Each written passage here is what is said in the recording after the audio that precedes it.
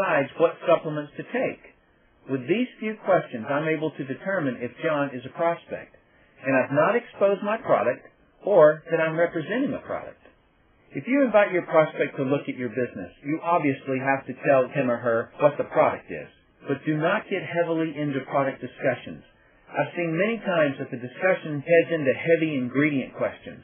I've found that it's best to keep the product discussion general when you talk to someone about the business. Let me give you an example of what I mean by general. I will talk about the trends in skincare or the trends in supplementation, not specifics. Something like, consumers spent X number of dollars last year buying supplements.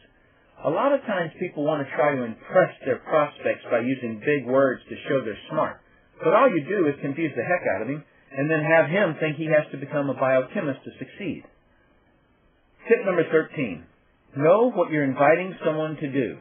When it comes to inviting for network marketing, what do you specifically invite your prospect to do? Now, I'm going to give you my recommendation, but you should always ask your upline what system he or she is using. By system, I mean what sequence of steps you put a prospect through to get them to be interested in your business or product. It might be to listen to a recorded message, followed by a video, followed by an invitation to come to a business meeting. Or it might be to ask them to review some information on the internet, followed by a phone call. Whatever it is that you do, it's important that the sequence flows smoothly, logically, and that it work.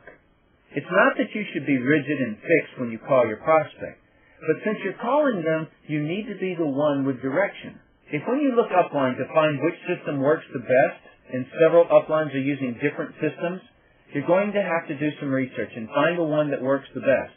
Not by what people say, but by actual statistics.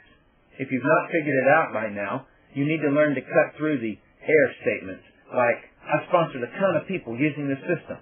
And also look out for the upline who is making a lot of money, but the reason they're making a lot of money is because of someone in his or her organization's efforts. There is a very famous person in network marketing.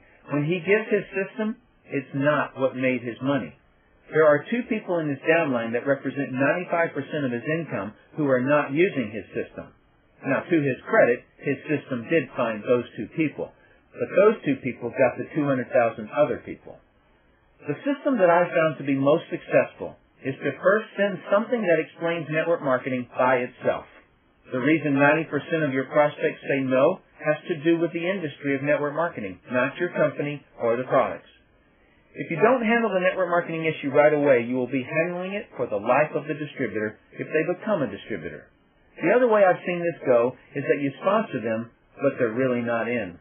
I was in Australia a while back, and after a presentation, an elderly lady came up to me and said, I've been in this industry for over 28 years, and I've never really done it aggressively because I view the industry as slightly unethical. But the way you just described the industry, I can now see how ethical it really is. Thank you. You've changed everything. Now, as happy as I was and am that I was able to help her, it saddens me that someone wasted 28 years because they misunderstood this industry. I tell you this so that you realize that sometimes people get in, but that does not mean they fully understand it.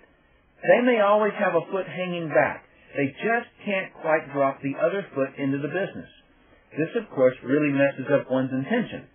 It's hard to have the intention of making someone's life better if you feel you're doing something unethical.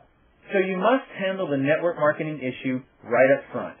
With this approach, you're giving them a full understanding of the industry first. There are two systems broadly being taught today. Number one, covertly hiding the network marketing issue. Number two, full disclosure.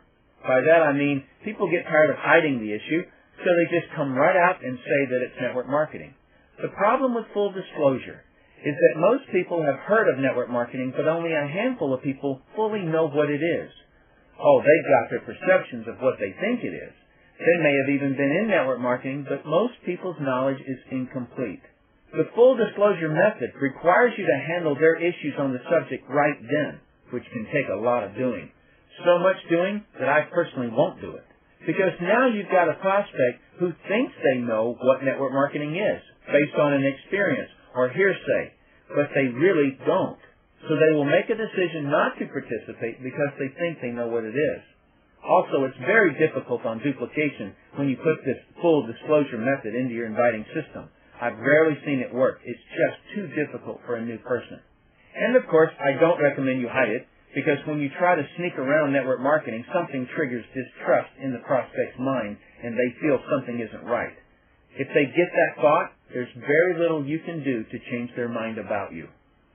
I also don't recommend you run out there and go straight to inviting to your company. An example of this would be, I just got involved in a company that, and then you say whatever. First off, I never recommend you use the words, I just got involved. That draws objections, and a lot of them. But the reason I don't recommend inviting straight to the company is because eventually you will need to mention network marketing, and they will feel baited and switched, and people do not like that. You may think that you can get your prospect all excited about your company, and the strength of that excitement will overpower their negativity about network marketing. It doesn't happen. By the way, this is not just a telephone inviting issue.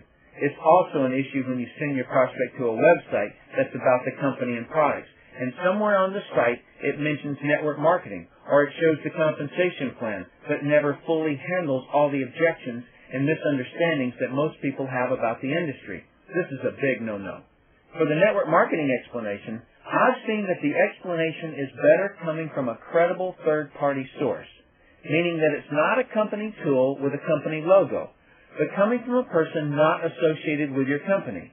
When it's a company tool, skeptical prospects often think, oh, well, they're just saying all that because they want to make money off me. When it comes from a credible third-party source, it says much more. What I recommend you use to expose network marketing to your prospects is Brilliant Compensation. Now, that might seem self-serving because I created Brilliant Compensation, but please listen on.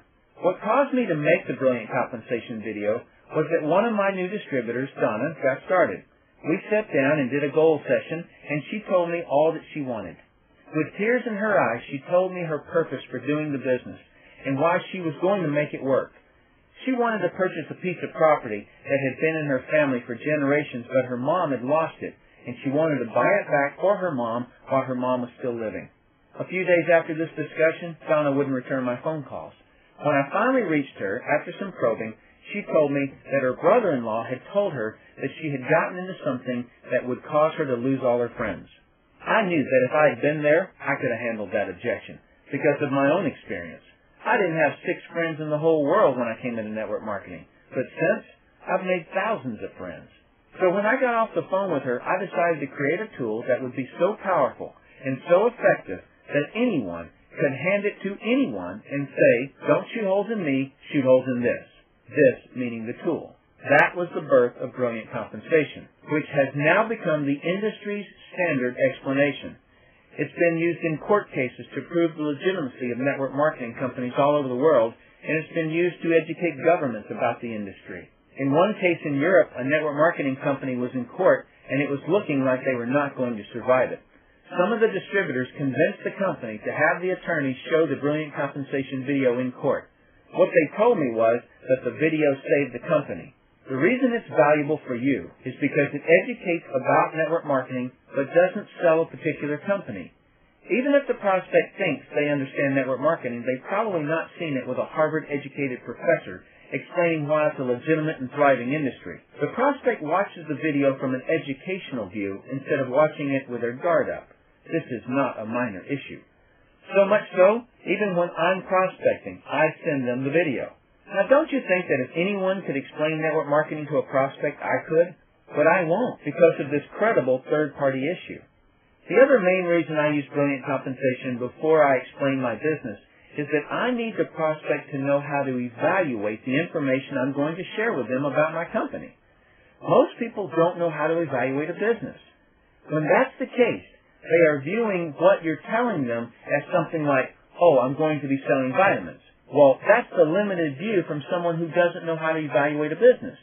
So Brilliant Compensation teaches your prospect how to evaluate what you're about to tell them about your company. Now, all that is great, but the real reason that you should use it is because it works. I and a frontline person sponsored over 200 people in 2 months using it before I would release it to be sold. Just last month, there was a leader in a well-known company who contacted me and said that they were currently using a system that was working pretty well, but had heard about and wanted to test Brilliant Compensation. This leader had been taking prospects who filled out a contact form